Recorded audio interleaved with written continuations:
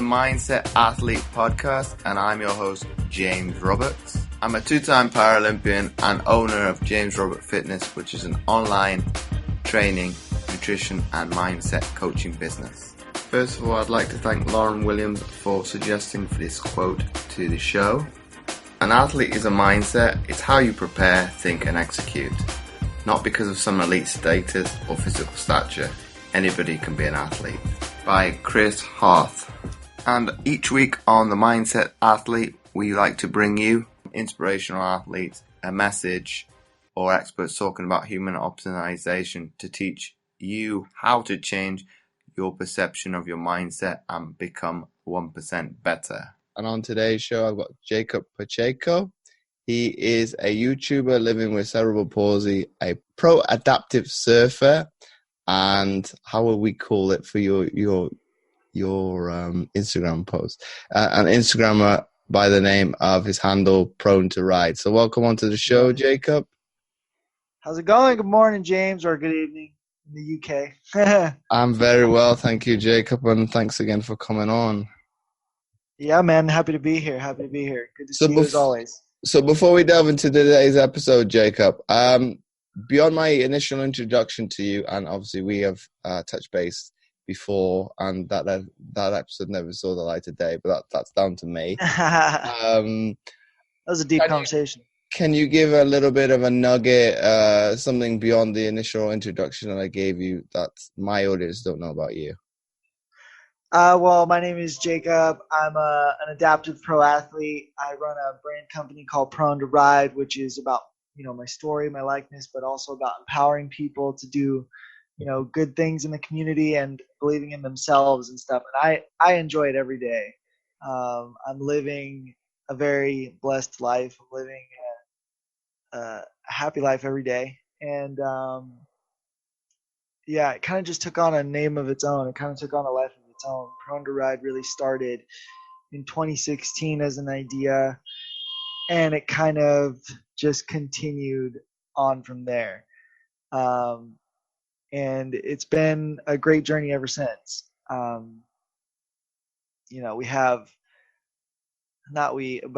I've had the opportunity to, travel to Europe for surfing. I had the opportunity to travel to Hawaii and things like that. I went to Peru to just bring empowerment and just bring awareness to people with disabilities to the world, because we're capable of doing amazing things in life. It doesn't matter whether it doesn't matter what color you are, where you come from, or your disabilities. It doesn't matter. All that matters is we're human, and we try to do the best. We try to do our best to make the world a better place. At least that's my view. And obviously, Jacob, you were in my neck of the woods, so to speak, what would it be, a few months ago? Or is it a little less than that? Yeah. It was about a month ago. What was your take on that event, that environment, that location, and it being like artificial in terms of not being at the coast and having an event in that particular part of the world? Yeah, so I did a video on this about the review of the Welsh competition. So I had the opportunity to go to Abersoch in Wales, and I was there for about a week, and I got to surf in a wave pool, the first ever pro adaptive competition in a wave pool, and I got to document all of it, and it was really brilliant. Country was brilliant. I love the UK. People there are quite nice. Your food needs a little bit of work, but that's about it. I do like a good English breakfast, though. I will say that. What's wrong with the food? Oh, the food's fine. I'm just giving you a hard time. I would just prefer a little more flavor. Your fish and chips are great, though. Your fish and chips are wonderful. My goodness. That's like, I was really excited to try fish and chips, and I was not disappointed. It was quite excellent. Being in Wales, it was an experience and a half, because it started off on a really tough note, and I was able to make the adjustments and move forward with it. But the end result of that was I made some friends for life over there. It was an incredible experience. I needed help there, and a lot of people stepped up, and that's what really made it wonderful. Was not feeling like I was alone. It was like an entire community, regardless of race, age, disability, whatever, just coming together and just helping each other out as best as we could. And there was just a level of acceptance there that was brilliant. I can't put it any other way other than to say brilliant. Yeah. And obviously you went on, I think, looking at your Instagram stories and whatnot, you then went from obviously being in the UK for I think about 2 weeks or so.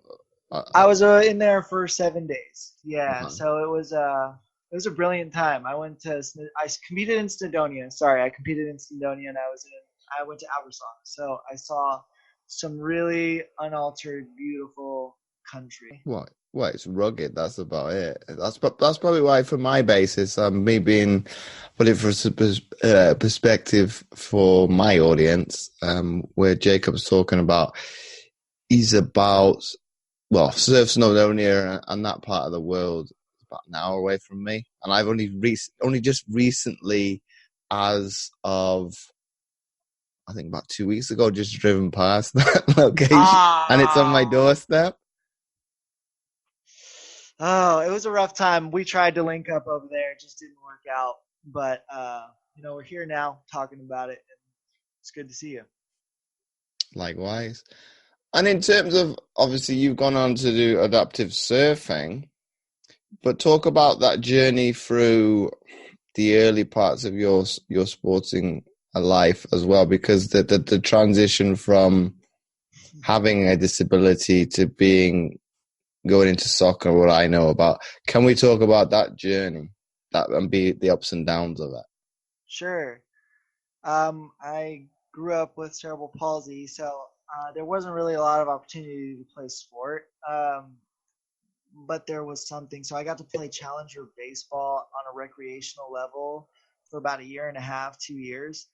But it was with people, or it was a recreational league. It was not a competitive league. So for me, I was moving at 1,000 miles per hour while everybody else was moving at like 10, and I wasn't pushed. And then after that, there wasn't really much opportunity as far as creating a team, being on a team, or having opportunity to be, just part of a team, or doing sport on your own. And so that kind of creates a little bit of gray area. So I was existing in a gray area. I had enough disability to be not considered normal, quote unquote, and then I didn't have enough disability to be considered part of the adaptive community. So where do I fit at any point in time, right? Because it felt different, right? Being part of that, and then working through that as I got older, I tried to do things on my own. It was like, okay, if I can't be accepted by either of you, then I have to just create my own reality and do what I want to do. And what I started to do is challenge myself to try things. So I went after wrestling. I tried wrestling as a kid with CP who doesn't have very good flexibility. So you can imagine how I was sprawled out, getting thrown around. But I enjoyed that because I was given an opportunity to participate, to compete, to try.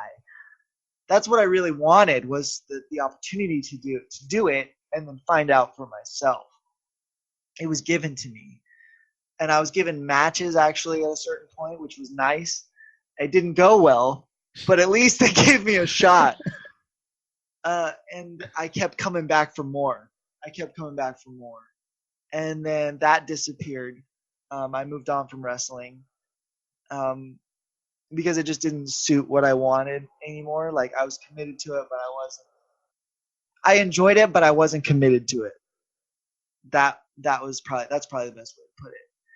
And so then I really moved into another sport, football, American football. Now that is probably like the worst sport you could choose for someone with cerebral palsy, because you're getting pummeled into the dirt, and I'm small. I was really, really small at that time. I guess you could say I was a late bloomer. I was like 5'1", 2. I was tiny. But I didn't care. I wanted to be part of something. So I went out and I tried to participate. I was never throwing the ball really. I got maybe like 2, maybe 3 throws towards me, and it was like they were so fast I couldn't handle them. I had no experience playing football, but I loved it. I could throw a ball, I could catch it, I could run with it, but like at faster speeds, it was hard to kind of coordinate my body. But I kept trying, I kept plugging away at it, and I remember I would go to the field in the dead of summer and run routes because nobody else would run them with me, and I wanted to try and get better. So I worked at it, but I wasn't given the opportunity to participate. So instead, they put me as a team manager, and that was really hard, because you feel like you're an athlete, but they don't give you the opportunity to express yourself. So you feel like you're trapped a little bit almost, but you work through it and you make your own opportunities where you can. So I went through the majority of high school unable to participate in sport. And that's when I actually started exercising, working out, lifting, and getting my body more into shape. So now I'm reaching, a different level of physical ability, but there's no opportunities there. And you're athletic, it becomes a challenge in and of itself. I didn't get the opportunity to play that much collegiate sport. When I got to college, I would really play just pick up football, stuff like that. And then I had the opportunity to train athletes who were walking on to Fresno State football, which was a Division I program, and they needed a coach. I knew I could coach. So I took them all under my wing, and there were 5 of them. And 2 of them ended up walking on and making the team for at least a year. So that was a big moment for me, because I knew I had helped them in some kind of way with their skill sets. But I wanted to always play, but there was no opportunity to. So you can see where I'm like caught here. And then I realized, well, fine, if you're not going to let me play, then I'm going to coach. And I loved coaching. I was really passionate about it. I really liked the strategy of it, going after it, and that kind of thing, playing the game and understanding every concept of the game to get you to a victory. So that was really fun. I did that for about, I guess you could say, 6 years, 7 years. Well, professionally, I did it for about 6 or 7 years. And it was great.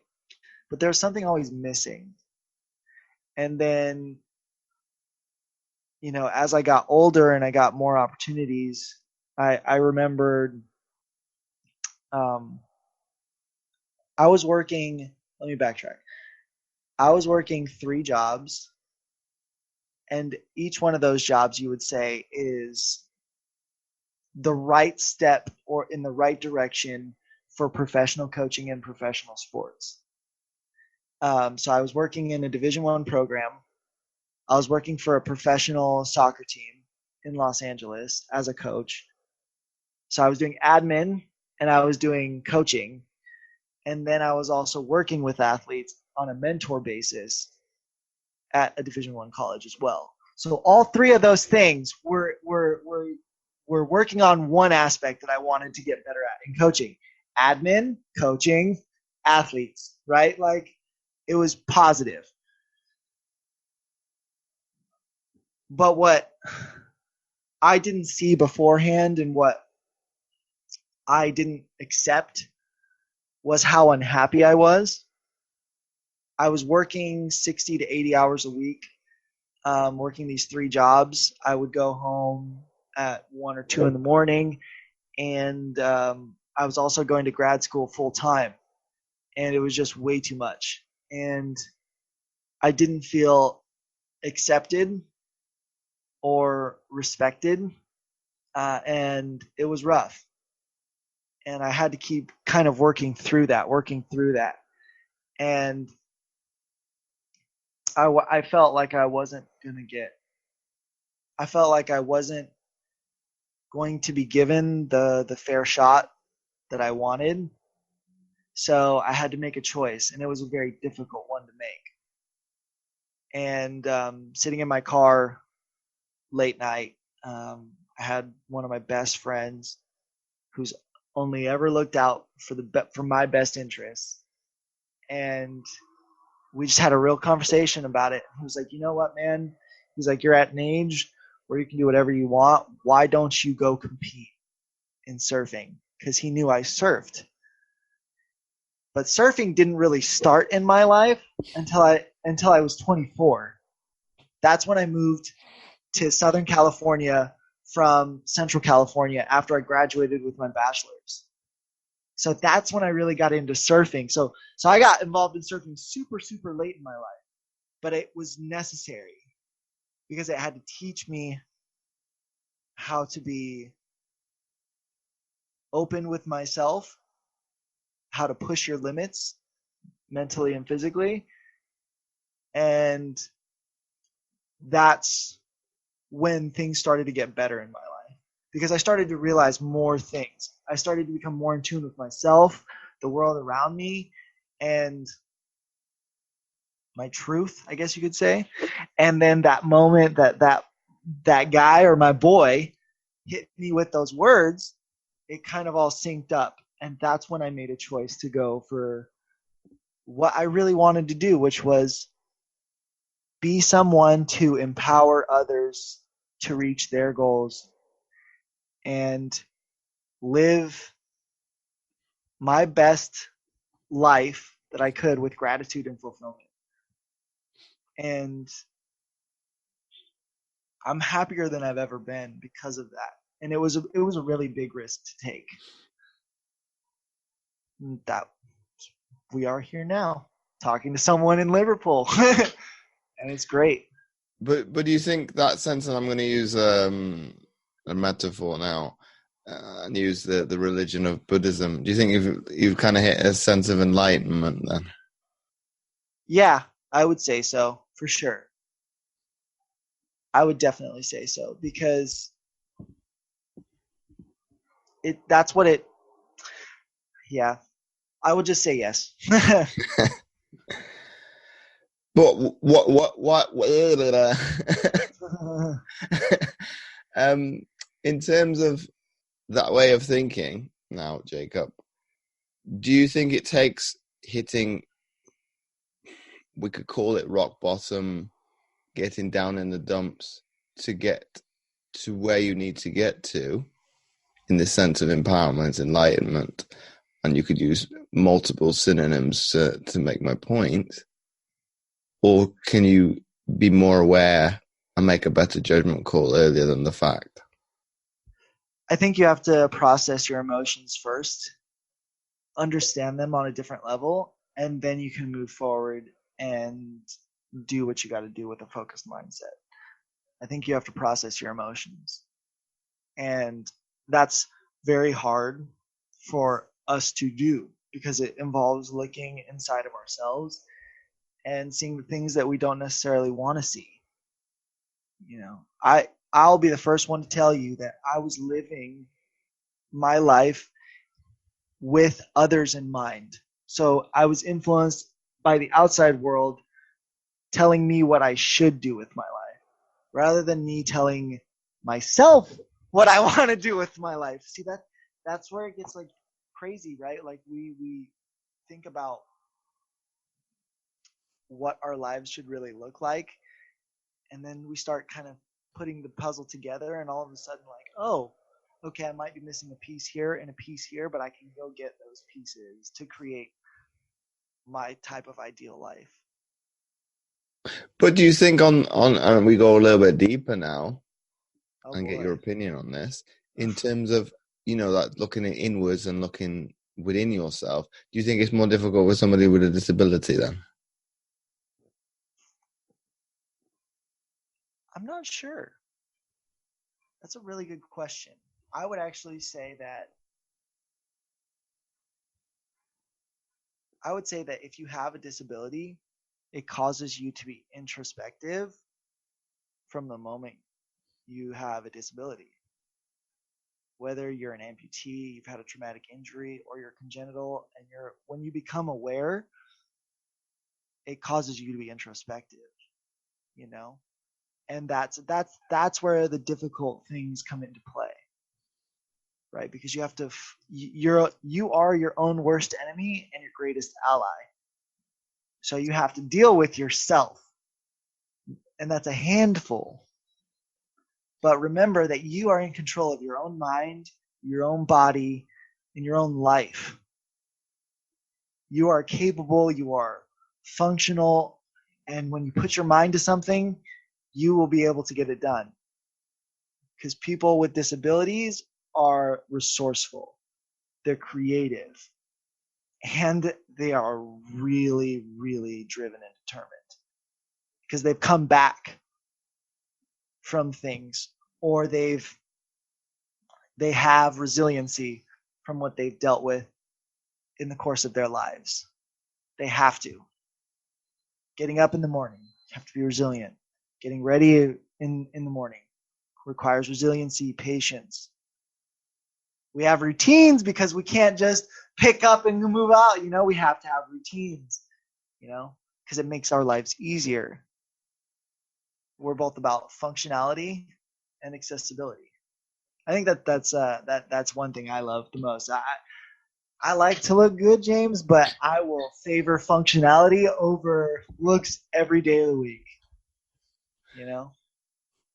Well, I can agree with that because I don't look the best today, and I'm being functional as opposed to You're all right. You're all right. coming back to the appearance. But in terms of the mindset now that you're talking about, Jacob, in terms of the resiliency, the mental fortitude that somebody with a disability is going to have. But on the other hand, you look at it from this argument now, and for say, it generally is the mind that's stopping people to be able to quote unquote achieve because they put limiting beliefs on themselves. Limiting beliefs are your skeletons in your closet. You have to deal with your skeletons if you want to move forward. And you have to accept them. They're never going to go away. You have to accept them and move forward. And you have to be willing to do that. That's the first step. Limiting beliefs are skeletons. They are what we don't like the most about ourselves. The things that we don't want to accept. And once we do that, we have a empowered feeling. And that doesn't go away the first day after you accept it. It's continuous work. Like, we think that it's going to just heal itself in a day, and it doesn't. Like, that's one thing I wish I would have known as I went through this reflection and this journey, is how much continuous work that it requires of you. But it's like, you have to want that happiness in your life. You have to want that empowerment. You have to be committed to that, because the alternative is worse. You have to be committed to it. Like, do you want this or do you want that? And are you going to be able to follow through with it? That's being real with yourself. Did I answer the question, James? Yeah, I'm going to come on to this bit. But then in most cases, though, Jacob, most people are running away from what they're afraid of as opposed to running towards something they would like to achieve.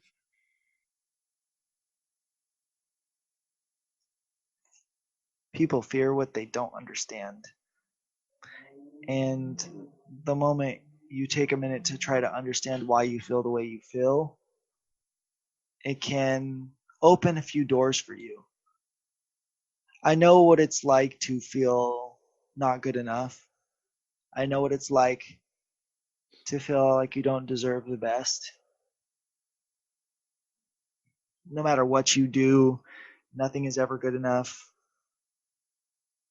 No matter how hard you try, it's not the best job. It's not the best life. I've dealt with all those beliefs. But the moment you accept who you are and the things you can do, it's empowerment. I know my limitations. I'm aware of them. But it doesn't mean I don't try to work at them. We're not perfect. We're humans. We're flawed.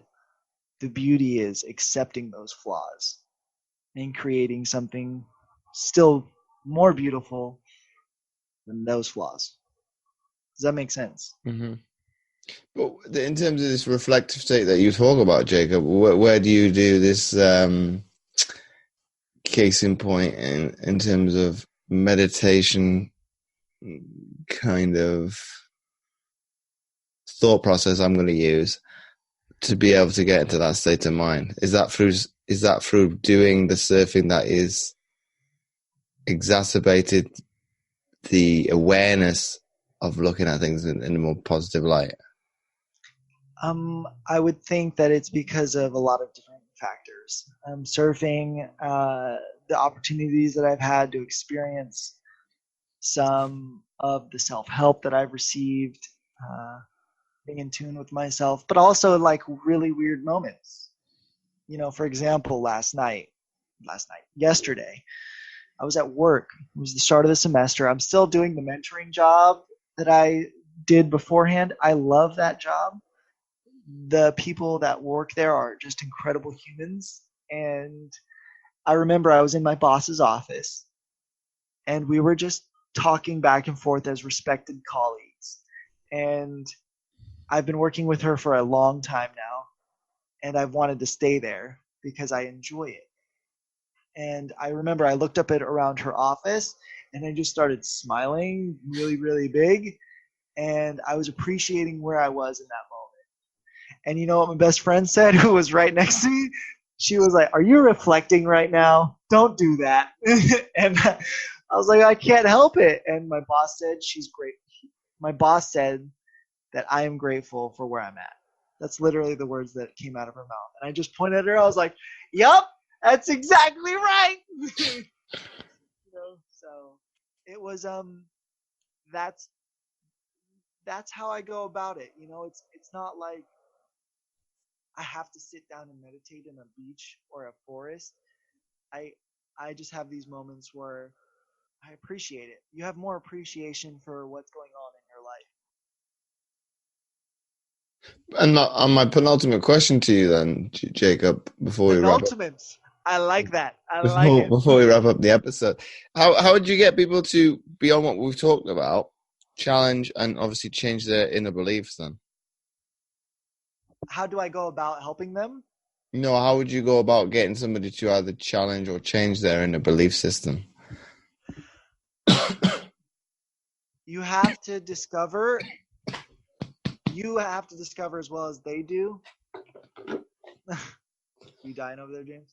Yeah. Yeah, go on. Okay. That's a good question, man. That's going to be a tough one to answer. Right.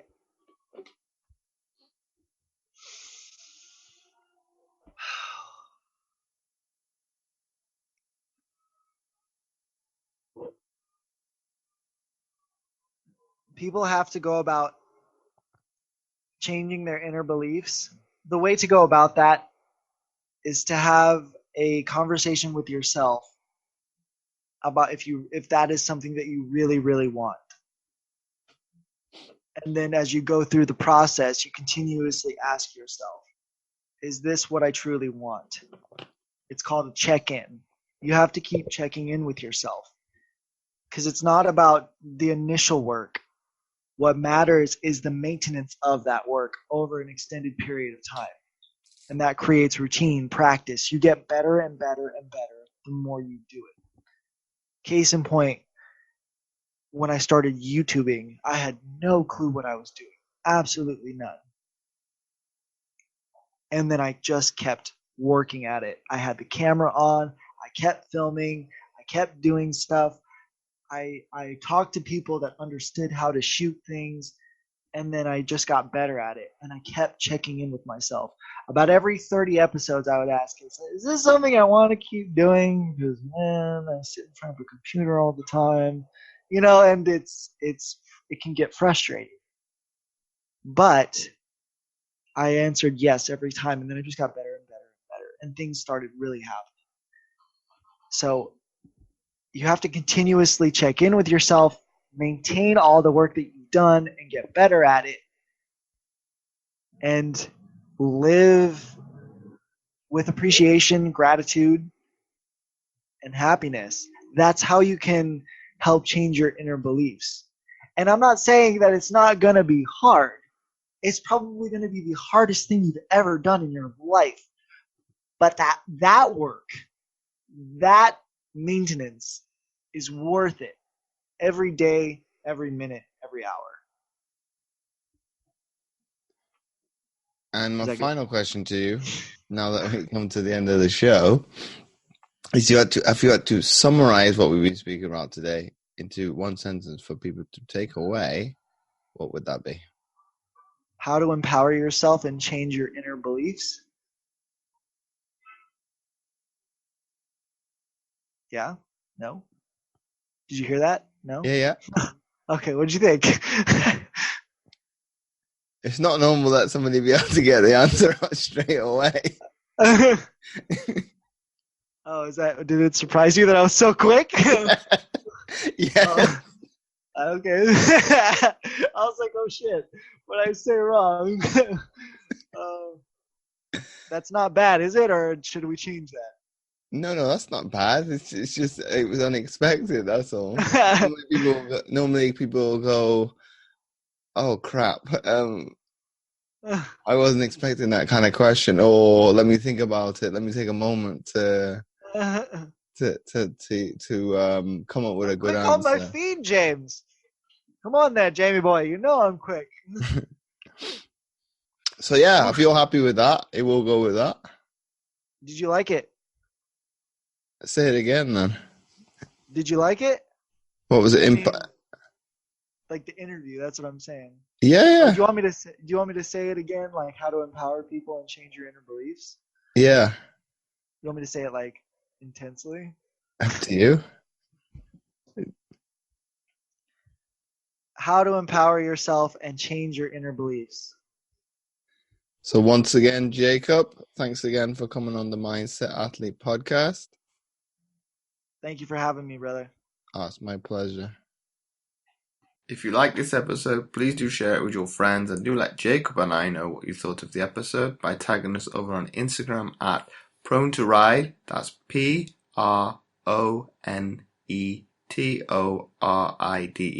and at James O. Roberts 11. And again, you can do the same on Twitter and Facebook. And finally, do check out his website, pronetoride.com. And as always, do check out my free content at fitamputee.co.uk and click on the tab Free Resources. Make sure to check those links out. They will be in the description. You can find all the show notes at mindsetgame.lipsum.com under the category Sport. So once again, thanks for listening, and I'll catch you next week for another episode of the Mindset Athlete podcast.